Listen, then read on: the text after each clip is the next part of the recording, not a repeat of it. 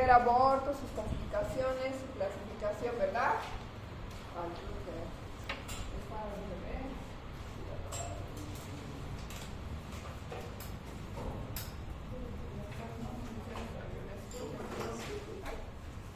Bien, ¿han escuchado alguna vez hablar de la enfermedad trofoblástica, de la mola?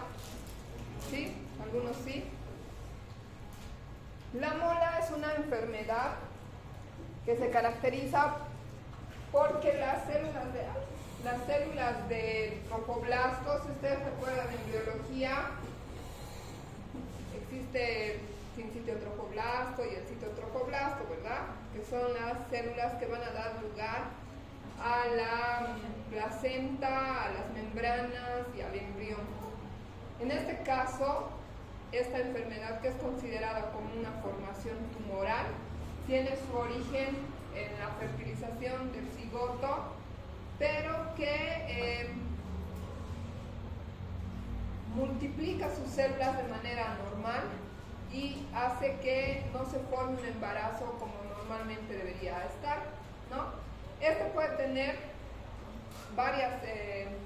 histológicamente varias clasificaciones o varios tipos celulares que nos van a llevar desde las formas benignas hasta una forma maligna que es rápidamente progresiva y da metástasis muy velozmente. Entonces es por eso que esta enfermedad es muy importante que nosotros hagamos su control, hagamos su seguimiento, incluso hasta un año después de haber hecho el diagnóstico, porque las células pueden volver a regenerarse en el sitio en el que estaban o migrar, perforar el útero y migrar a través del sistema linfático y hemático al pulmón, al cerebro, ¿no? Y dar metástasis en su forma maligna. La enfermedad trofoblástica tiene un origen genético mixto, es decir, que participan tanto las células maternas como paternas, dando lugar a malformaciones a nivel del trofoblasto. Es decir, que en vez de que la placenta se forme adecuadamente, este va a tener una degeneración llamada como degeneración hidrópica, porque se van a formar una especie de bolsitas, como si fueran racimos de uva, llenos de líquido, ¿no? Su frecuencia es de alrededor de uno de cada 1500 partos y tiene una variación, ¿no? a nivel de los países. Este tiene su origen, como les decía, de origen materno y paterno, y el marcador tumoral importante es la beta-HCG. Entonces, igual que ustedes han debido escuchar, por ejemplo, marcadores como CA125 en cáncer de mama, o van a ir escuchando más adelante en sus otras materias, o nosotros marcadores CA19-9, el carcino embrionario y demás cuando lleven oncología. El marcador tumoral de esta patología es la fracción beta-HCG, que se puede cuantificar, ¿no? Y si lo diagnosticamos de manera oportuna, podemos hacer un tratamiento tanto quirúrgico como citostático, ¿no? Usamos también, igual que en cualquiera de los tumores, quimioterapia para poder eliminar antes de que se complique a la mujer. En el embarazo normal, el trofoblasto tiene la capacidad de poder penetrar hacia el miometrio. Es por eso que la placenta queda unida al útero, ¿no? Entonces, esta capacidad del trofoblasto es la que le hace un poquito la forma peligrosa al momento en el que estas células pueden invadir hacia el músculo y migrar hacia otras estructuras, ¿no? Estas vellosidades a través de la circulación también pueden migrar hacia los pulmones y hacia otros tejidos como el cerebro, ¿no? Y hay un mecanismo local del útero que normalmente defiende y hace que estas células del trofoblasto sean solamente que estén dentro del útero y no migren en un embarazo normal. Pero en la enfermedad trofoblástica pasa lo contrario, ¿no? Existe una clasificación morfológica de la enfermedad trofoblástica o histopatológica más que todo, porque todas las células que nosotros vayamos a extraer de una enfermedad trofoblástica, debemos siempre mandar al estudio histopatológico.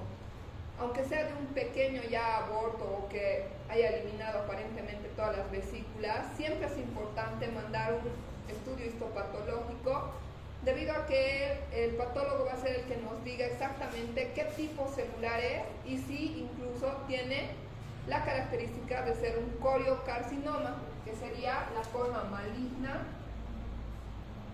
de la enfermedad trofoblástica, ¿no? Entonces, esta puede ser solo una mola hidatiforme, que es la que más comúnmente hemos debido escuchar o ver. Puede ser una invasora o corioadenoma destruns, es decir, que pasa un poco hacia las células del miometrio y penetra o puede llegar a órganos vecinos. O el tumor trofoblástico del sitio de inserción placentaria, o ser la forma maligna conocida como coriocarcinoma. Entonces, ahora vamos a ver un poquito de cada una de estas. La mola es una proliferación del trofoblasto, de las células sincitiales y de las de Langerhans del trofoblasto, y hay una degeneración hidrópica, o sea que se llena de líquido estas vesículas y da lugar a un incremento acelerado de la fracción beta de la HCG, que en laboratorio nosotros podemos cuantificar, ¿no? Entonces, la mola histológicamente se caracteriza porque va a tener una degeneración en las células del trofoblasto, van a estar edematizadas por una tumefacción, además que va a haber una proliferación de las vellosidades o del epitelio coriónico y ausencia de vasos sanguíneos, que solamente van a ser vistos lógicamente en la anatomía patológica, ¿no? ¿Cuáles son los factores de riesgo para que una mujer tenga una enfermedad trofoblástica o una mola? La edad. Especialmente se puede presentar en personas mayores de 35 años o aquellas que ya han tenido varios hijos, y también puede repetirse en aquellas mujeres que ya han tenido anteriormente una enfermedad trofoblástica. Las de raza negra también pueden ser más propensas a tener una enfermedad trofoblástica, cuando son pacientes desnutridas, las que utilizan anticonceptivos por largo tiempo, el tabaquismo.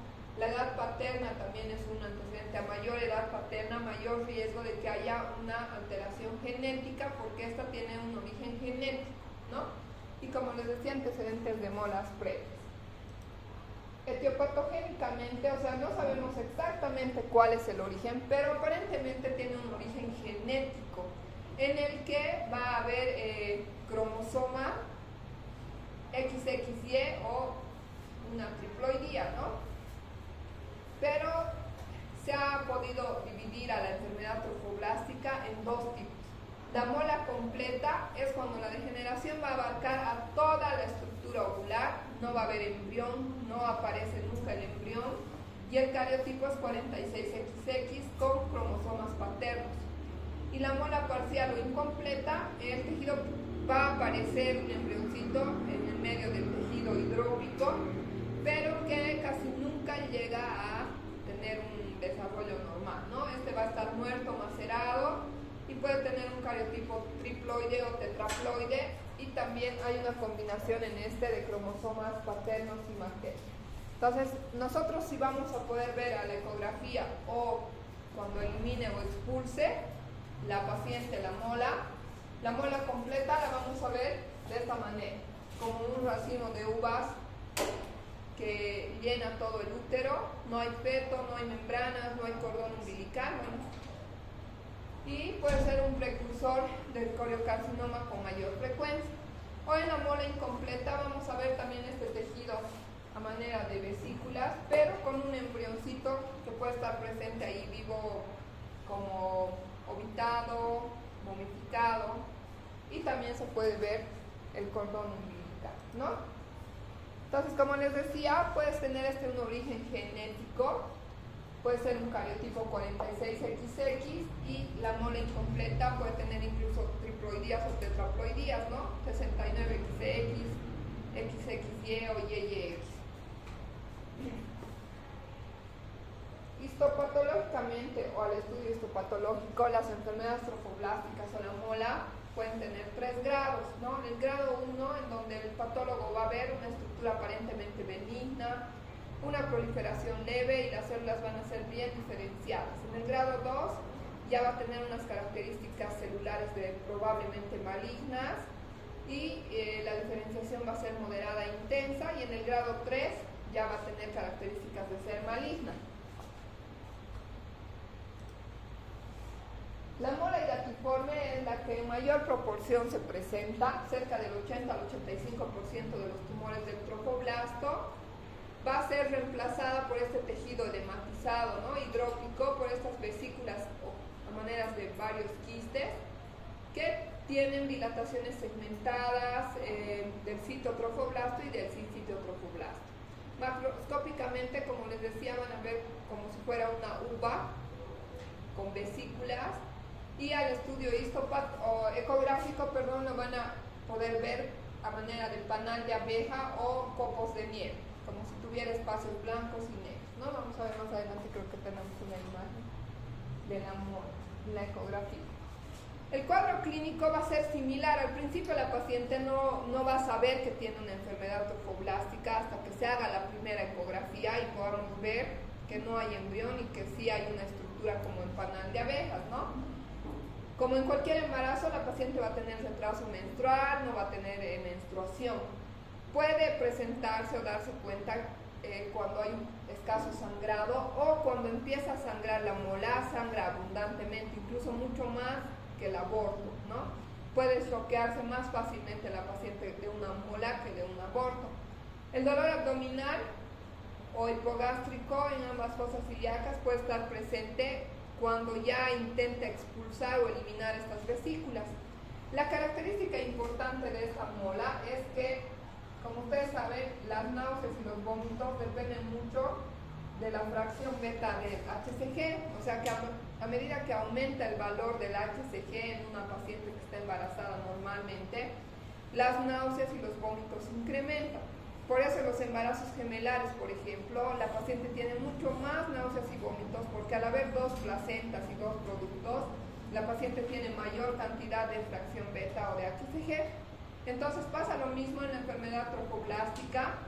Va a haber mayor o un incremento acelerado del HCG y la paciente va a tener una hiperemesis gravídica, o sea, va a estar vomitando mucho más que una paciente embarazada con un embarazo normal. También se llama o se conoce que hay un síndrome de hipertensión precoz o preeclampsia, ¿no? Por los valores elevados del HCG, la paciente puede presentar presiones elevadas, dolor de cabeza, como si estuviera con una preeclampsia. También pueden haber signos de hipertiroidismo. El estímulo aumentado del HCG hace que el quiste tecaluténico, normalmente el folículo del cual ha ovulado y se ha embarazado una paciente, si ustedes recuerdan igual de biología, forma un cuerpo lúteo, ¿no? Que es el que le va a dar al embrión la nutrición hasta que aparezca la placenta. Entonces, gracias al aumento del HCG de la enfermedad trofoblástica, este quiste o este cuerpo lúteo también empieza a aumentar de volumen y puede llegar a tener quistes tecaluténicos muy grandes, como hasta de 20, 25 centímetros, dependiendo del momento en el que se hace el diagnóstico, ¿no? Y también no va a haber, si no hay embrión, no va a haber latido cardíaco, ¿no? O si hay una mola incompleta, el embrioncito al Doppler o a la ecografía no va a tener latido. Y en el examen ginecológico también es importante el aumento del tamaño del útero. Es casi el doble para la edad gestacional, es decir que si para, no sé, 20 semanas o para 10 semanas es 5 o 7 centímetros, en una enfermedad trofoblástica ya va a ser de 20 centímetros.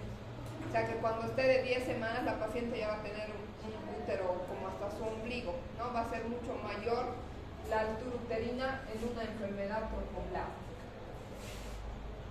porque se empieza a proliferar tanto estas células que van aumentando más y más de volumen.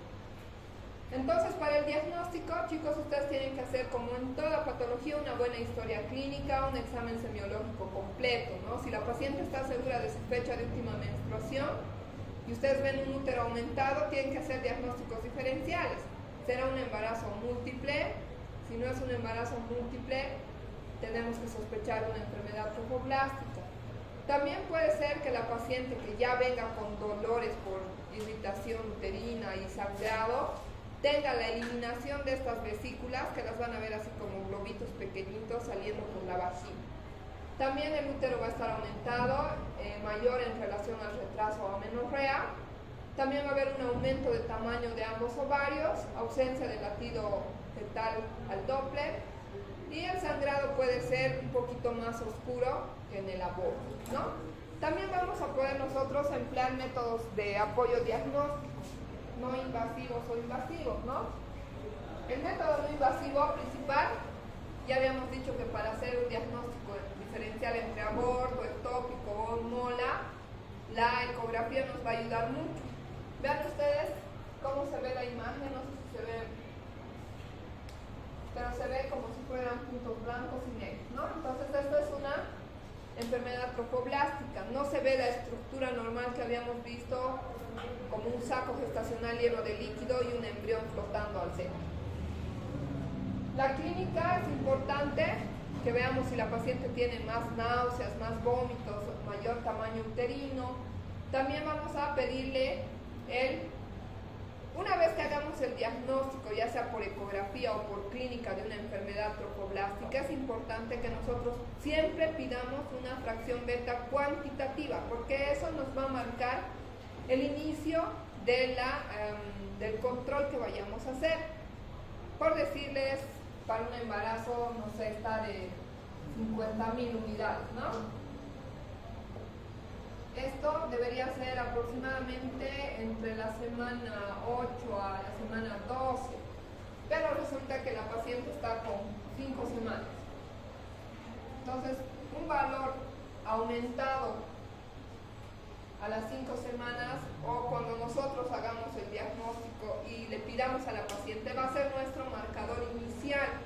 A partir de ahí le vamos a solicitar, vamos a hacer el procedimiento de evacuación o el legrado y le tenemos que pedir nuevamente la fracción beta cuantitativa. Se supone que si nosotros ya hemos sacado la placenta, todo este tejido degenerado, debería disminuir, ¿no? Pero si nos empieza a aumentar, nos duplica o resulta que después del legrado está con 100.000, entonces eso ya nos va a dar una idea de que algo está pasando y que algo está mal, ¿no? Entonces lo mismo pasa, y les voy a mostrar más adelante el esquema de controles de la beta-HCG, porque nosotros tenemos que esperar que se negativice lo antes posible. Pero si empieza a aumentar o a duplicarse más después del procedimiento, significa que esto puede ser un coriocarcinoma. Entonces inmediatamente tendremos que hacer el tratamiento correspondiente. Entonces es importante que ustedes recuerden hacer un control hormonal del marcador tumoral, que es la beta-HCG. También vamos a hacer la ecografía transvaginal, que les decía que tiene una imagen en copo de nieve, y vamos a intentar poner Doppler en la ecografía para confirmar que no hay error, ¿no? También se pueden hacer métodos invasivos que casi no los hacemos porque ya es evidente a la ecografía o a la eliminación de las vesículas. Entonces podríamos hacer amniocentesis. Es importante hacer siempre un legrado biopsia, es decir, legrar todo el contenido y enviarlo siempre a histopatológico, a estudio histopatológico, porque ese es el material que nos va a definir el tipo histológico en la clasificación de la mola. Entonces la mola constituye el 10%, la mola invasora, perdón, ya hablando del siguiente tipo histológico, solo constituye el 10% de los tumores del trofoblasto. Esta es una neoplasia no metastásica y que solamente se queda en el útero, ¿no? A diferencia del coriocarcinoma, que ya va a perforar el útero y va a migrar. En alguna oportunidad la mola invasora puede llegar a infiltrarse hacia los paramétrios, a los tejidos que están cercanos al útero, pero puede llegar a a invadir lo que es el grosor del músculo uterino y a veces vamos a encontrar como si el útero estuviera perforado sin haber hecho un procedimiento, ¿no? Puede dar metástasis rara vez hacia el pulmón, ¿no? Entonces, la mola invasora puede tener como antecedente que la paciente ya haya tenido una mola hidatiforme o que la hayamos considerado como una mola hidatiforme, pero que ha vuelto a regenerar y ha podido penetrar en el músculo uterino. Y también puede presentarse después de un embarazo normal, un embarazo ectópico o un aborto en un 25% de las pacientes. La mola o las complicaciones de una mola no diagnosticada pueden dar, como les decía, una mayor hemorragia, un mayor sangrado y mayor tendencia al shock hipovolémico. Si la paciente sangra más, se puede descompensar más fácil, ¿no? Puede haber infección y perforación uterina en el caso en el que sea una mola invasora y haber un hemoperitoneo, es decir, un sangrado interno, no solamente externo. También si esta se sobreinfecta o ha tenido una perforación, puede dar lugar a una peritonitis. Y también si el valor del HCG aumenta, va a dar complicaciones como una preeclampsia severa, una coagulación intravascular diseminada, y la complicación más grave de la enfermedad trofoblástica va a ser que ésta se convierta en un coriocarcinoma o que en realidad ya venga predispuesta genéticamente a que sea un coriocarcinoma, ¿no? El tratamiento para la mola, al igual que en el aborto, va a ser la evacuación uterina, ¿no? Tenemos que sacar todo ese tejido anormal del útero y se lo puede realizar a través del AMEO o el legrado, que son las dos técnicas quirúrgicas que habíamos visto para solucionar el aborto, ¿no? En algunos casos en los que ya la mola sea invasora o sospechemos de que hay un tejido como que maligno, o en las pacientes que ya tienen edad avanzada, paridad satisfecha, o incluso en algunos centros en donde se enseña, ¿no?, a hacer histerectomías, podríamos hacer histerectomías en bloque, es decir, sin hacer el legrado, retiramos el útero con todo el tejido interior. Entonces, para el tratamiento en el primer trimestre, cuando la paciente es diagnosticada de una mola, pero está sin sangrado, lo primero que tenemos que hacer es dilatar el cuello, igual que en un aborto retenido. Vamos a usar prostaglandinas por vía vaginal, o sea, el misoprostol, ¿no? Le colocamos por vía vaginal o podríamos también usar por vía sublingual o vía oral para que el cuello se dilate y nosotros podamos aspirar o legrar a través de esto. Podemos utilizar el legrado instrumental o también podríamos utilizar el AMEO. Cualquiera de las dos técnicas nos sirve, ¿no? Cuando ya está en el segundo trimestre, porque hay pacientes que no van al control prenatal y se van a dar cuenta, o sea, su útero va a estar grande pensando que están con un bebé normal, pero aparecen, o sea, a las 25 semanas, 26 semanas. En esos casos habría que ver, ¿no? Hay que ver si se puede hacer una histerectomía en el caso en el que la paciente ya tenga una paridad satisfecha, o podríamos hacer incluso una mini cesárea para poder extraer todo el tejido. Pero también se puede intentar hacer primero la evacuación o el vaciamiento del útero, y como les decía, también pensar en una histerectomía en bloque, ¿no?, para evitar las complicaciones. Después de haber evacuado el útero, o sea, de haber eliminado todo el contenido uterino, toda la mola, es importante siempre estar seguros de que hemos sacado todo el tejido, porque hay veces en los que podríamos hacer un procedimiento incompleto y dejarle algunas vesículas que pueden empezar a proliferarse más o convertirse en un proceso neoplásico o en un coriocarcinoma. Entonces, siempre vamos a hacer un examen genital, vamos a poder repetirle una ecografía para ver que el útero está completamente vacío. Como les había dicho que este tiene una capacidad de migración o de invasión rápida, tenemos que pedir una radiografía de tórax para ver si no hay una metástasis en el pulmón, o también incluso tendríamos que pedirle, si la paciente ya tiene clínica de estar con una descompensación, o sea, un distrés respiratorio, una alteración del estado de conciencia y demás, descartando las otras patologías que pueden complicarse con eso, si no ha habido una migración al cerebro, porque van a ser los principales sitios, van a ver cuando veamos coliocarcinoma, el cerebro y el pulmón van a ser los sitios que más frecuentemente va a dar metástasis, ¿no? Y vamos a hacer la determinación hormonal seriada de la subunidad beta del HCG. Cada semana durante el primer mes después de hacerle el procedimiento. O sea que teníamos el primer resultado y vamos a solicitarle inmediatamente después del procedimiento una nueva cuantitativa. Y posteriormente cada semana en el primer mes. Después en los 2 meses siguientes vamos a pedirle cada 15 días. Cada mes hasta el 6º mes y bimestralmente hasta completar el año. Obviamente que si al 2º mes se nos hace negativo, ya podremos estar más tranquilos, pero es mejor hacerle un control más o estar completamente seguros de que no haya HCG, ¿no? Y es importante también orientarle a la paciente que no se embarace durante este periodo de control, porque imagínense que si se embaraza de otro bebé, la fracción beta lógicamente va a estar elevada, pero no vamos a saber si es por el nuevo embarazo o es que tiene una enfermedad trofoblástica. Entonces estas pacientes deberán usar algún método anticonceptivo para poder evitar o hacer un mejor control, ¿no?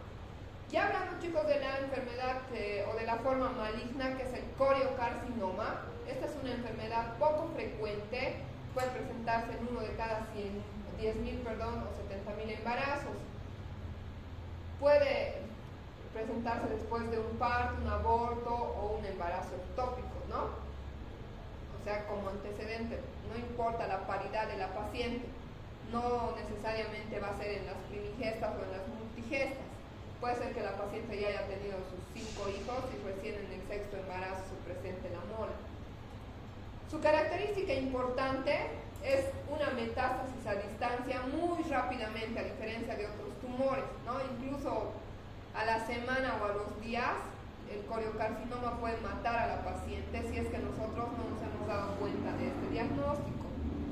Por eso es importante que si nosotros sospechamos o histopatológicamente nos resulta que indica fragmentos de coriocarcinoma, inmediatamente hagamos el tratamiento de quimioterapia, ¿no? Sea que la paciente esté compensada o ya esté descompensada, ¿no? En el caso en el que ya sea tarde el diagnóstico. La placenta va a parecer que estuviera como un infarto, como necrótica, y puede incluso presentarse en el 50% después de que aparentemente era una mola hidatiforme normal. Enviamos a histopatología y recién el patólogo nos dice que era una mola o un coriocarcinoma, ¿no? Esta va a ser la forma maligna de la enfermedad trofoblástica. El músculo uterino, los vasos sanguíneos van a ser invadidos rápidamente con áreas de hemorragia y necrosis, ¿no? Estos tejidos normales van a ser invadidos y se diseminan a sitios distantes, especialmente los pulmones, el cerebro, el hígado, las estructuras vecinas, ¿no? La pelvis, el vaso, los riñones. A la histopatología, el coriocarcinoma macroscópicamente va a ser como un tejido que se estuviera deshaciendo, ¿no? Como unas masas muy friables, de color rojizo, localizadas al principio y posteriormente van a dar una metástasis o se van a rápidamente deshacer todos los tejidos circundantes. Microscópicamente va a haber una proliferación desordenada de todos los elementos del trofoblasto con cambios anaplásicos. Clínicamente, ¿cómo va a estar una paciente que tenga coriocarcinoma? Va a depender mucho del sitio al cual ha migrado o ha hecho metástasis este tejido. En el útero puede dar una hemorragia abundante o escasa. También puede haber flujo como en un cáncer. ¿Han visto alguna vez a las pacientes con cáncer de cervix? Sale así como un líquido medio ceroso, con un mal olor, fétido, que ya es evidente cuando ustedes vayan viendo en la práctica. Solo el hecho de que la paciente entre al consultorio, sienten el olor y ya saben que es un cáncer. ¿no? Entonces igual en el coriocarcinoma puede tener estas características, dar una expulsión de un tejido como si estuviera deshaciéndose la carne. Puede haber fiebre, decaimiento. Si es en los pulmones, va a dar un cuadro similar a una neumonía, un derrame pleural, a una embolia, ¿no? Distrés respiratorio, dificultad respiratoria. Y en la vagina puede también haber como un tumor, una tumoración en el tejido vaginal, sangrante. Si es en el sistema nervioso, como les dije, puede ser que también ya haya una alteración del estado de conciencia.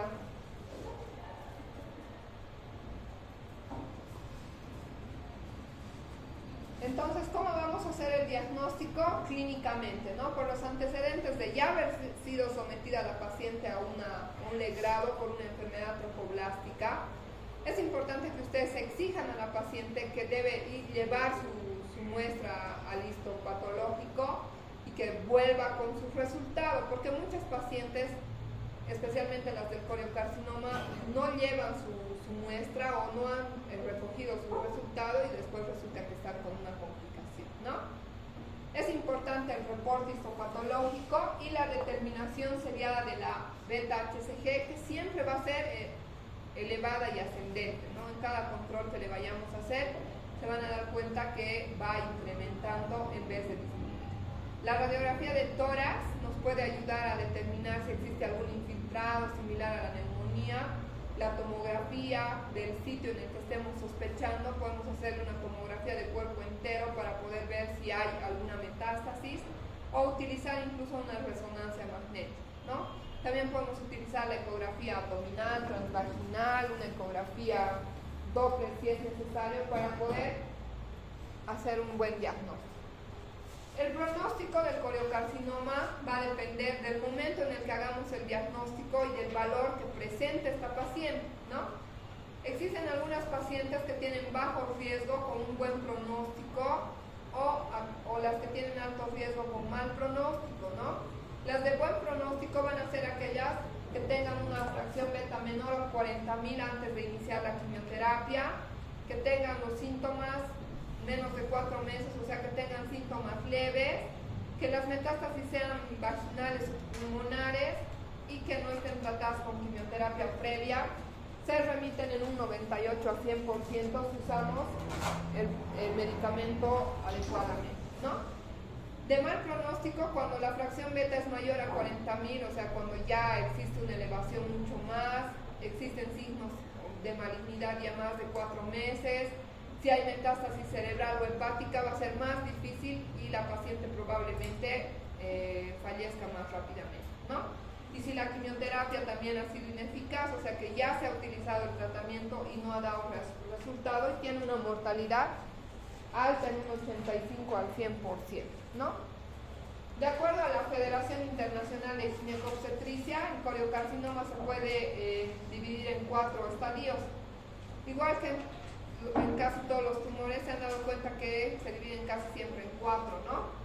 El estadio 1 cuando está localizado en el útero, el estadio 2 cuando ya está localizado en zonas, estructuras genitales como anexos, vagina, ligamentos anchos, el estadio 3 cuando ya hay una metástasis pulmonar y el estadio 4 cuando hay una metástasis a órganos distantes a los demás órganos. El tratamiento del coriocarcinoma, igual que en todos los tumores, va a ser la quimioterapia, ¿no? Puede indicarse monoquimioterapia, o sea, utilizar solamente un tipo de medicamento o, de acuerdo al riesgo y a las características de la paciente, utilizar biconjugados o triconjugados. Para aquellas pacientes de alto riesgo se van a utilizar incluso 3 medicamentos citostáticos. Y la cirugía solamente va a estar indicada cuando el tejido o el tumor esté localizado en el útero. Cuando ya hay metástasis no se hace una histerectomía para poder ayudar a estas pacientes, ¿no? En las pacientes con bajo riesgo el medicamento de elección es el Metrotexal. Este se puede utilizar de 1 a 1.5 miligramos kilogramo al día durante 5 días más ácido polínico.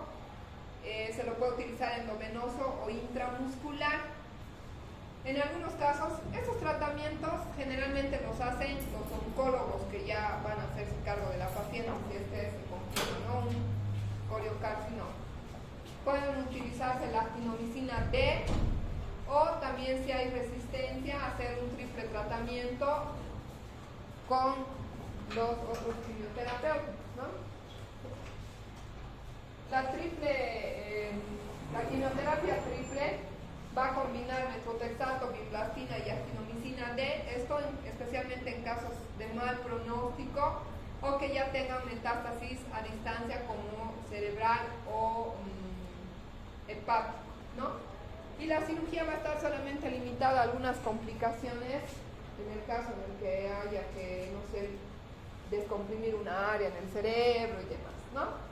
Entonces el tratamiento con quimioterapia debe efectuarse en sesiones de 5 días con un descanso de 1 semana mientras la paciente tolere y sea necesario repetir la dosis. O sea que si la paciente responde a un solo esquema, con un solo esquema estaríamos bien, pero si no, tendríamos que repetir nuevamente a la siguiente semana, ¿no? Y no se debe discontinuar hasta que los valores de HCG estén negativos o se hayan normalizado. Por último, el tumor trofoblástico del sitio placentario es el más infrecuente y el que menos se presenta. Estas células tienen la característica de invadir el miometrio y tienen pocas células en el sitio trofoblasto, ¿no? La evaluación solamente tiene que ser inmunohistoquímica o a través de la patología. Para saber si es del sitio placentario, invasora o mola inactiforme simple, tenemos que hacer siempre el histopatológico. Y el tratamiento, igual que en cualquier otra mola, va a ser el legrado, el ameo o vamos a hacer una histerectomía en el caso que sea necesario. No sé si tienen alguna duda, chicos, sobre la enfermedad trofoblástica o algún comentario, pregunta. Entonces, para que recuerden, siempre es importante que hagamos un seguimiento del marcador tumoral que va a ser la beta-HCG. Eso, recuerden, no se pueden olvidar, ¿no? Después de hacer la evacuación, de acuerdo a los síntomas, la paciente va a tener mayor volumen uterino, puede haber eliminación de las vesículas como globitos pequeñitos o como uvas, racimos de uva.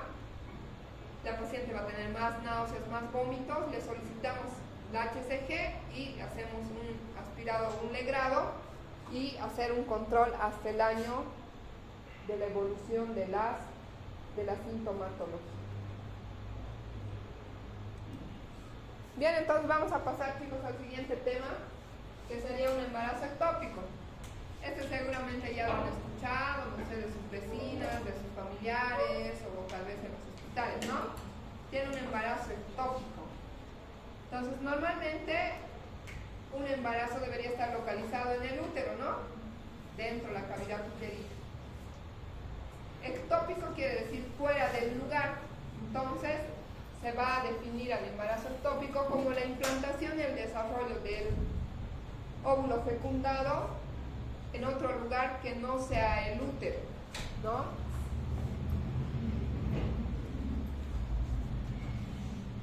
Los sitios anormales de implantación pueden ser cervical, es decir, a nivel del cuello, puede ser tubárico, en la trompa, ampular, ísmico, intersticial o infundibular, puede ser abdominal, es decir, que se implante directamente en el abdomen o se rompa el útero y pueda salir hacia el abdomen, ¿no?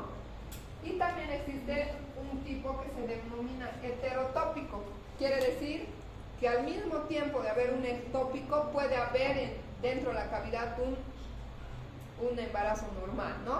O sea, uno adentro y uno afuera. Normalmente ustedes saben que la fecundación se produce a nivel de la trompa, ¿no? ¿O no? ¿Se acuerdan de embriología? La fecundación se produce ahí, ¿no? Y de ahí va a ir migrando a localizarse dentro del útero.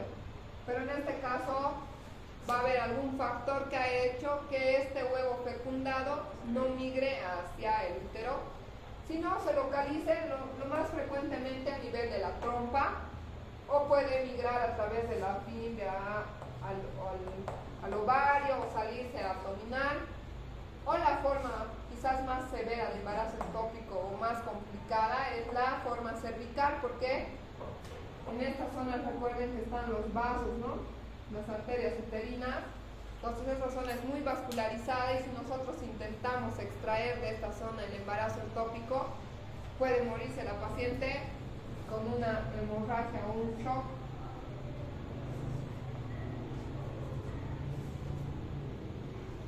Entonces el embarazo ectópico es relativamente frecuente, ¿no? Puede presentarse 1 o 2 de cada 100 o 200 pacientes, y puede tener varias formas clínicas. Existen pacientes con embarazo ectópico que están felices caminando por la calle, ni siquiera se han enterado que tienen un embarazo ectópico, ¿no? Puede ser que el embarazo ectópico muchas veces esté relacionado con una patología previa de la trompa, algún procedimiento, el uso de dispositivos intrauterinos, tratamientos de fertilidad, que la paciente tenga infecciones como salpingitis, enfermedades vaginales que no hayan sido bien tratadas y que hayan migrado hacia la parte de la trompa, o también puede ser que no tenga una causa aparente y que la paciente lamentablemente esté sana y tenga un embarazo ectópico, ¿no? Entonces pueden haber factores de riesgo como alteraciones en la trompa, en las fimbrias, que hacen que estas no lleven el huevo fecundado hacia el sitio de implantación, o que hayan defectos en el huevo o trastornos hormonales que no permitan que este huevo se implante adecuadamente en el sitio normal, que sería el fondo uterino, ¿no? Especialmente factores maternos como inflamatorios o infecciosos, las clamidias, las salpingitis maltratadas o no diagnosticadas, traumáticos en los casos en los que la paciente haya sido sometida previamente a una cirugía en donde le han lesionado la trompa, le hayan, no sé, pues apretado mucho, le hayan clampeado, se haya estenosado la trompita. Puede haber también asociado factores tumorales, que la paciente tenga miomas, algunos quistes o congénitos que hacen que la trompa tenga una anatomía diferente, ¿no? O fallas en la migración, en vez de irse hacia el útero se puede ir hacia la fimbria y el ovario, ¿no? Y también muchas veces está relacionado a tratamientos de fertilidad, las fertilizaciones in vitro, las inseminaciones también pueden ser frecuentemente dan casos de embarazos ectópicos. O también que sean relacionadas con el embrión, ¿no? Malformaciones embrionarias o alteraciones cromosómicas en el embrión que hacen que se fije en la trompa, ¿no? O en el ovario. Las formas más comunes o frecuentemente se presentan más que todo a nivel tubario ísmico, rara vez en el ovario o en el cervix o el abdominal, mucho menos frecuente, ¿no? Entonces, ¿cuál va a ser la evolución de un embarazo ectópico? Como les decía, hay una condición anormal en la trompa por la que se va y se fija en un sitio diferente al que debería estar. A veces, este huevito fecundado se puede salir por la fimbria y dar como un aborto espontáneo, cae a la cavidad abdominal y se reabsorbe, no pasa nada. Esa es una resolución espontánea. La paciente tenía prueba de embarazo positivo, tenía falla menstrual, y resulta que se le hace un control ecográfico y no hay absolutamente nada. De las patologías del primer trimestre, el ectópico es como que el más variable o el más raro, porque puede tener muchas variaciones o clínicas diferentes, ¿no? La paciente puede estar choqueándose con escaso sangrado, o la paciente puede estar con un embarazo ectópico no roto y estar descompensada, muy adolorida, o puede estar con un hemoperitoneo y la paciente está feliz andando por la calle y no se ha dado ni cuenta que estaba embarazada. Puede haber un aborto tubárico, como les decía, que es que se salga por la fimbria y no dé ninguna manifestación clínica. O la forma más grave sería la rotura de la trompa. La trompa normalmente tiene entre 3 a 5 milímetros de grosor. Imagínense un huevito que va a empezar a crecer y no sé, de 6, 7, 8 semanas, cada vez más grande, 2, 3, 4 centímetros. Entonces lo que hace es reventar la trompa, ¿no? Va a haber una solución de continuidad en la trompa. Entonces vean ustedes aquí, se ve el útero en la ecografía, aunque no saben todavía interpretar muy bien las ecografías, ¿no? Ese es el útero, ahí debería estar esta imagen que tiene el saco gestacional, el embrioncito y el saco vitelino, ¿no? En vez de que sea aquí, está a nivel de la trompa. Esa es la trompa y una masa ahí. Entonces, a la ecografía lo que vamos a ver es que hay ausencia de saco gestacional con una prueba de embarazo. Una prueba de embarazo positiva. La paciente viene con su prueba de embarazo positiva en orina o en sangre. Le mandamos a hacer una ecografía y resulta que en el útero no hay saco gestacional, pero sí se ve a nivel del anexo, en uno de los dos, una imagen de una masa. Puede haber embrión con latido o puede ser también que ya no tenga latido, ¿no? Clínicamente existe una triada clásica que es el dolor abdominal, la hemorragia y la amenorrea o la ausencia de menstruación, ¿no? El dolor abdominal se puede presentar en el 80% o puede ser al principio que no tenga la paciente ninguna molestia, como les decía, esté tranquila, ni siquiera se haya dado cuenta que está embarazada, y que a medida que empiece a aumentar de tamaño o se rompa, va a dar una sintomatología mucho más evidente, un abdomen agudo. Por eso es que también hay que hacer diagnósticos diferenciales con apendicitis, quiste de ovario torcido, otras patologías que nos van a dar un dolor o un abdomen agudo. La hemorragia vaginal típica del embarazo ectópico va a ser un sangrado oscuro, como borra de café o achocolatado, y casi siempre es escaso y es inversamente proporcional a lo que está pasando a la paciente, ¿no? No significa que porque la paciente tenga unas gotitas de sangre o un escaso sangrado transvaginal la paciente esté estable y súper bien, sino que internamente la paciente puede ser que ya se haya roto su embarazo ectópico y esté con un hemoperitoneo, dentro el abdomen esté con, no sé, 2000 cc de sangre, pero por abajo no vamos a ver más que unas manchitas, o a veces nada, no vemos ningún sangrado. Y la paciente va a estar sin menstruación, ¿no? O sea, va a tener una falla menstrual. Entonces, al inicio la paciente va a estar asintomática, depende mucho del tamaño del embarazo para que este se rompa y nos dé sintomatología, ¿no? Puede estar también oligoasintomática, con síntomas leves. Ya la paciente va a tener el dolor abdominal, podemos palpar una masa en alguna de las fosas ilíacas, náuseas, vómitos, como de un embarazo, ¿no? Y tener escaso sangradito si el embarazo ectópico no está roto o está evolucionando hacia una ruptura. Una vez que se rompa el embarazo ectópico, la paciente va rápidamente a progresar hacia un shock hipovolémico.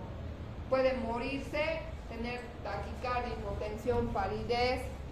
En ese caso se convierte en una emergencia porque tendríamos que entrar inmediatamente a quirófano para hacer una laparotomía exploratoria, es decir, clampear eso que está sangrando, sacar el embarazo ectópico y hacer todo lo que corresponde, ¿no? Entonces, en un embarazo ectópico no roto, primero hacemos una buena anamnesis, un examen físico, le vamos a solicitar una ecografía para poder saber si existe o no gestación dentro del útero, si se ve o no el embrioncito dentro del útero. También podemos pedir una fracción beta cuantitativa, que para un embarazo ectópico puede ser mayor a 1500, y podemos hacerle una laparoscopía o una laparotomía exploratoria para poder solucionar el problema, ¿no? En casos en los que la paciente ya venga descompensada, choqueada, ya sabemos que hay a la ecografía un embarazo ectópico, podemos hacerle una laparoscopía o una laparotomía, o sea, una cirugía abierta. La cultocentesis era un procedimiento que antiguamente se realizaba, ahora sí hacen en algunos lugares, y consistía en puncionar en el fondo del saco posterior. Este es el útero, el cervix, ahí está la vagina, ¿no? Entonces ustedes pueden ver, cuando hay un embarazo ectópico roto, el fondo del saco va a estar abombado, violeta. porque por la gravedad la sangre se está yendo hacia el fondo de saco. Se introduce una jeringuita, pinchamos en el fondo de saco, aspiramos sangre. Si sacamos sangre, la característica del embarazo ectópico es que esa sangre no coagula, porque normalmente si ustedes sacan sangre de un vaso, en un máximo, no sé, 12-15 segundos se va a coagular, ¿no ve?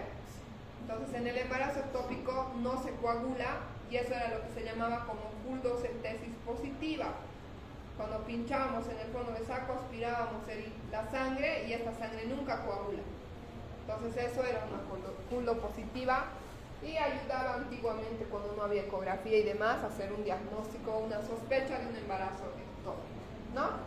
Entonces les decía, chicos, que es importante hacer un diagnóstico diferencial con los otros tipos de hemorragia de la primera mitad: aborto, mola, quistes de ovario, apendicitis por el dolor si es que no hay sangrado, miomas, alguna enfermedad pélvica inflamatoria, una anestitis.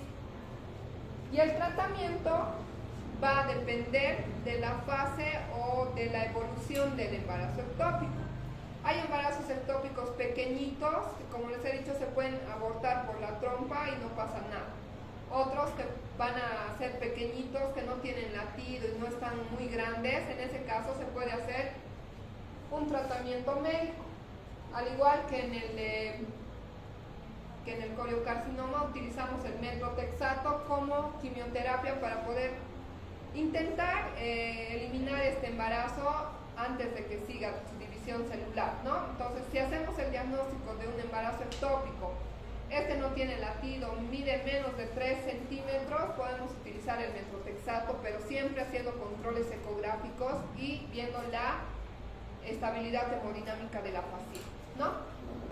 Se puede hacer tratamiento de observación en los casos en los que hay un aborto espontáneo tubárico, o la masa sea menos de 3 centímetros, la trompa esté íntegra, no se haya roto la trompita, la beta-HCG va bajando o es relativamente baja.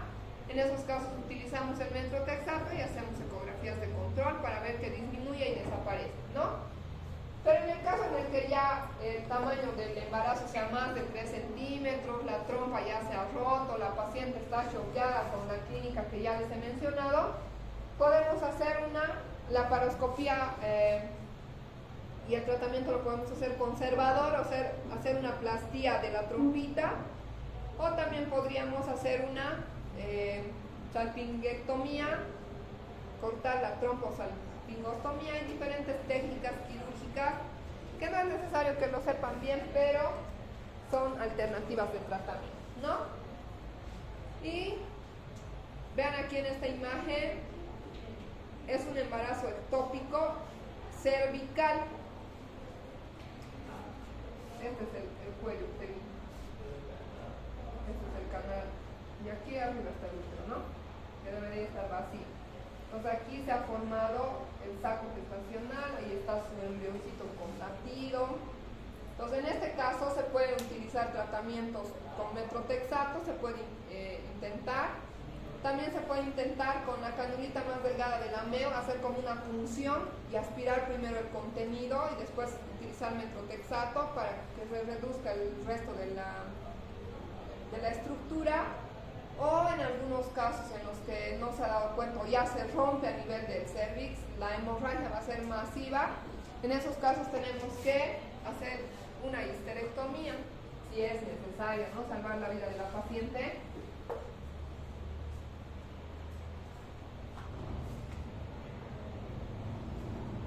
Entonces el embarazo cervical es muy infrecuente y sí se puede desarrollar igual el embarazo de esta zona.